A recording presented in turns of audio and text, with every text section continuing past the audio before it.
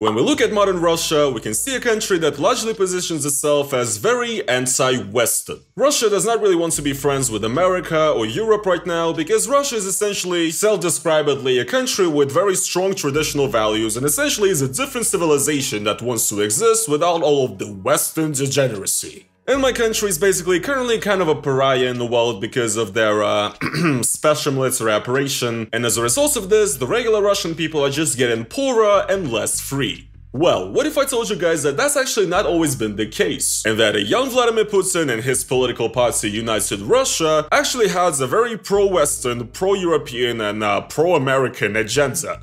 Россия – это часть европейской культуры. И я не представляю себе своей собственной страны в отрыве от Европы и от так называемого, как мы часто говорим, цивилизованного мира. And they also promised the Russian people a lot of things, such as security, prosperity, financial stability, and even a visa-free regime with the European Union, for example. Hello Blazers, Sergey by Roman, your favorite neighborhood Russian. How you guys doing today? Welcome to a brand new video, and in today's video guys, we are going to be going back in time and looking at the election program of the party United Russia from about 20 years ago. Russia is technically a multi-party system, however I say it's kind of a one-party system because only one party actually matters, and that party is United Russia. And basically we're going to be taking a look at what the Russian government and Vladimir Putin promised the Russian people 20 years ago. Now I'm assuming that to a lot of my viewers at this point it's not surprising that Vladimir Putin, at the start of his career, actually, for example, wanted to join NATO. Yes, there were actually joint summits between Russia and NATO and talks about Russia possibly joining NATO as well. I have a whole separate video essay about this, by the way, you should check it out. But yes, a lot of the things Vladimir Putin used to say back in the day were actually pretty pro-European and pro-Western. And in today's video, I want to talk about that shift. How Russia turned from promises of friendship with the West to its position today where Russia is one of the main countries that is driving us all towards World War III. Hey guys, Editor Roman here, just wanted to add in a little thought. Yes, in this video there's gonna be a lot of Russia promised this, but actually, you know, haha, look at them, they actually suck, whatever. Look, credit where credit's due, right? In the early 2000s, Russia under Putin was actually developing pretty well. However, it's really up to debate whether that was because of, you know, successful and good governance or just because of insane oil prices that made Russia so rich. I mean, duh, when you have such an insane amount of money, it's kinda hard to not develop. I think all of this development happened not because of the Russian governments, but in spite of the Russian governments. There's this funny meme we have in Russia with how, you know, Russia has improved with Putin, how we went from Windows 98 to Windows 10 and from 8 megabytes of RAM to 16 gigabytes of RAM or whatever, you know. Yes, totally, thanks to, you know, the governments and everything that they've done. So, what did the current Russian government promise the Russian people at the very start of its rule? First of all, the truth is that there's actually a bunch of misinformation regarding this. For example, this picture right here was viral on the Russian internet for like the last decades, and here it says in 2004, every citizen of Russia will be paying 2 times less for heating and electricity than they do today. That didn't exactly work out, I guess. In 2005, every single citizen of Russia will be getting his share from the usage of natural resources of Russia. Absolutely amazing, guys. Where's my Gazprom stimulus check? By 2017, Russia will be the leader of worldwide politics and economics. So yeah, a bunch of very bold claims, and this has become basically a classic meme of look at the lies of United Russia, you know? But the thing is, it turns out that this is actually fake. Yes, first I read claims that it was fake and I thought it was just some Z shit, but I did my own research and I came to the conclusion that this is fake. However, what is not fake is this capture from October 2004, essentially of the election program of the political party United Russia from 2003. And this is essentially their official website from back in the day. Party United Russia. We together need to make Russia united and strong. Vladimir Putin. We really do, guys. Yes, it's been 20 years and still hasn't happened. So yeah, let's check out a couple of interesting claims from this. Russia needs to become a member of the world community, and that means that the minimal quality of life for the entire population of Russia should be, on average, about the same as in countries of the European Union. Today only Moscow is getting closer to the level of European quality of life. We need to make sure that the Moscow and European quality of life would be able to the people who live in all of the regions of our country. Guys, as a person who comes from provincial Russia, I really cannot relate, can't really say that I feel like this has been really fulfilled. You know, in Chelyabinsk it takes them like 20 years to build a proper embankment.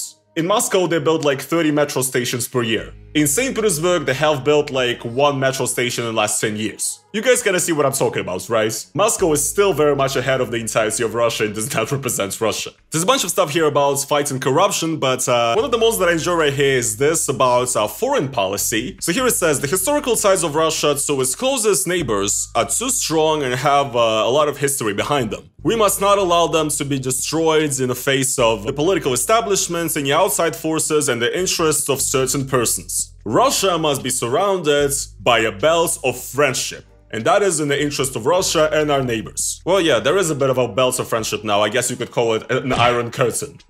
Because pretty much every European country that borders Russia has restricted entry. And I guess you can't really blame them in a sense. Hasn't really worked out, guys. And most of our neighbors hate us because of our actions. Ukraine, Georgia, for example. Yeah, I don't really think this one here works out that well. We need to create an international regime of anti-terrorism. So it says Russia should be one of the main fighters against terrorism in the world. And there are no double standards as far as fighting terror goes. The terrorists in Chechnya, Palestine, or New York are all basically one and the same. They are the enemies of the entirety of humanity, and that must mean that they are the enemies of Russia. It's just really crazy, like, to see just how very post 9/11 this is, first of all, because actually looking back, Russia heavily supported America after 9/11, apparently provided military aid and intelligence as well, and Putin visited America shortly after 9/11. So here we can see that Russia is also standing with Israel, so can't exactly say that they hold that exact same position now. So yeah, they're saying that we need to rely on international law, control of weapons of mass destruction, something that I also kind of feel like they gave up on, I guess, right? And I like this one in particular here. Finally, by 2008, we are planning to manage to establish a visa-free regime between Russia and the countries of the European Union, widening our partnership as part of the Schengen area. You know, it's really fucking sad. It's just so sad. Dmitry Medvedev, the Russian president, by the way, has also talked about this before. He was also super pro-European while he was I was trying to say he was pretending to be pro-European, but I almost said pretending to be president. I mean, fair enough. Kind of a Freudian slip there, right? But it makes me want to cry. I can only imagine how much more fun my life would be if they actually managed to establish this by 2008. Because I'm telling you guys, men are disgusted. They only want one thing: being able to travel in the Schengen zone without needing a visa. But yes, obviously this is something that is probably never happening. In regards to our foreign policy, these are our main goals. Friendly relationships with all the countries of the CIS, creation of an international anti-terroristic regime, optimization of migration, ease of repatriation, Russia entering the Schengen zone, and the continuation of friendly relationships with the United States.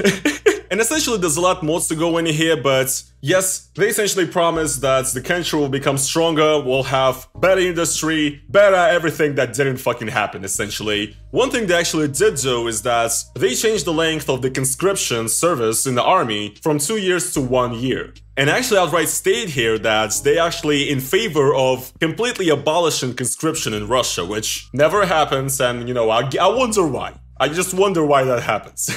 So yes, that's rather interesting, right? But that's not the only thing, because Russia and the Russian government united Russia because, you know, it's been the same party in power for the last 20 years. Obviously, like every government, they do put out certain plans and their prognosis for the development of the country to this or that year. And one very interesting one, for example, is this one right here from 2008, which is actually sort of the program of socio-economical development of Russia and essentially what Russia should be in the year of 2020. So that's also in the past now. But basically, to not bore the shit out of you, we have a good summary here on one of the pro-Kremlin media posted in 2008 right here. You can see proof, truth. And I quite like this headline, by the way. By 2020, the average salary in Russia will be about $3,000. $3,000. $3,000, Carl. Yeah, guys, so true, so true. I think my mom probably makes like under $6,000 a year. What is this? This Wednesday, the government has approved an ambitious concept of development of the country until 2020 that was developed by the Ministry of Economical Development. And according to the plan, by 2015 and 2020, Russia will be in the top 5 countries by GDP. Okay, Russia is number 11.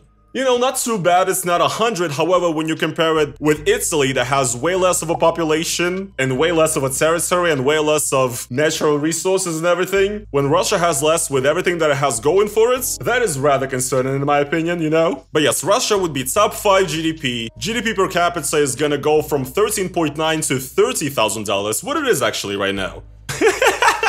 12,000. I mean, that's still not bad, but you know, in 2013 we had it a little bit better and we were going up. Then something changed, you know, something happened and we didn't start doing so good. Russia is actually gaining, but you know, we're not even nearly close to where we could have been. And the average salary in the country would be no less than $2,700. God, that is fucking insane, man. I mean, look, I'm not saying that these figures are realistic. Even if we imagine that Russia was this, like, perfect democratic country that actually kept doing really, really well for the last, you know, 15 years as a whole, I think it still would be very highly unrealistic that the average salary would be $2,700. It would be unrealistic for a lot of European countries today, in fact. It's unrealistic for a lot of Americans, I think. And look, I don't want to be too condescending, I get it, like, there was also the financial crisis and everything going on, which also kind of ruined things, but that is absolutely fucking ridiculous.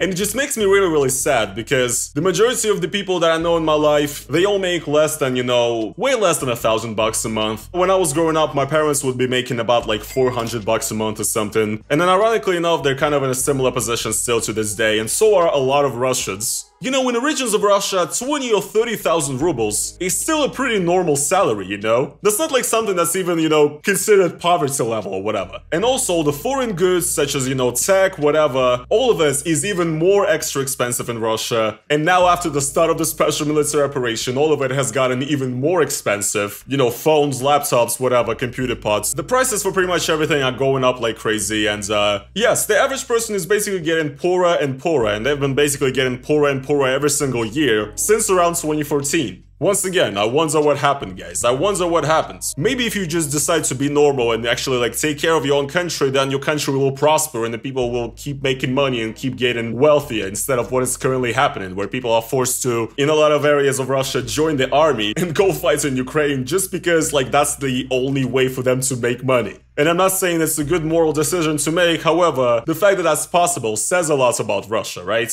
So yeah, I don't really feel like, you know, the Russian government has fulfilled its promises there. And actually, when you go online, it's rather easy to find a bunch of these. For example, around 2013, the same exact Ministry of Economic Development posted their plan of Russia's development until 2030. This was in 2013, by the way. And essentially, according to their prognosis, in 2020, Urals oil, which is, you know, the main oil Russia basically sells, would cost $173 per barrel. Unlucky, what can I say? And according to their prognosis, by 2030, Urals will cost $239. Urals is currently at $63. You know, just shows you, I guess, how great Russia's planning is, because essentially you gotta understand, Russia during the 2000s, early 2000s, especially the first half, Russia was insanely rich because oil was so expensive and Russia had so much of it, and it still has so much of it, and it was just selling everything. And it was truly a time of infinite money for the Russian government. And even with all of the corruption, even with all of the embezzlements going on, just the sheer amount of money Russia was making was still so much that the country was still sort of improving rather decently, despite the government's already, I would say, working against the interests of the people. So I'm assuming that the Russian governments would just, you know, hope that this would just be going on forever, that, you know, it only makes sense for the oil to only keep going up. So, you know, we were making crazy money in the 2000s by selling oil for over $100 a barrel. We had a ton of it. And in 2020, we're going to be making $200 a pop. In 2030, we're going to be making $300. Guys, come on. There's really no losing for us. We can just do whatever the fuck. It doesn't matter what happens after us, you know? I feel like this just embodies to me the spirit of how the Russian government works overall. It's almost like their main interest is just profit and personal gain. And it's almost like they don't actually care about, you know, developing the institutes of democracy in the country. Because who cares, you know, we'll make our money and dip. It doesn't really matter what happens. And I feel like, you know, this overall indifference, it's not only on the level of, you know, the regular person, it's there even in the government. And it's pretty much largely what led us to where we are today. So just very sad, very sad. Like I said before in my video, the Russia I grew up in doesn't exist anymore. When I was growing up as a kid, I was under the impression that Russia would actually end up being an open, friendly country that would, you know, be working together with the West or whatever. And I didn't expect so many traumatic geopolitical events to take a toll on my life, but here we are. And yes, it's just a real shame. When I was growing up, I really felt like Russia would have a different sort of democratic open future, but that is just not what happens, and it's one of the reasons why I'm very, very excited to wake up every day. Parentheses, I'm not really excited. That's gonna be pretty much it for it. Thank you guys so much for watching today's video. Hopefully you enjoyed it. If you guys did, then please make sure to slap the like on it. As well, guys, if you would like to support this channel additionally, if you like what I do, then please make sure to go over to the link down in the description where you can become a YouTube member. It's basically like YouTube's own version of Patreon. It's the best way to support me. It's like a monthly donation type of thing. Or if you want to just do a one-time thing, then you can do a super thanks underneath this video. And as always, I will see you guys in the next one. Peace.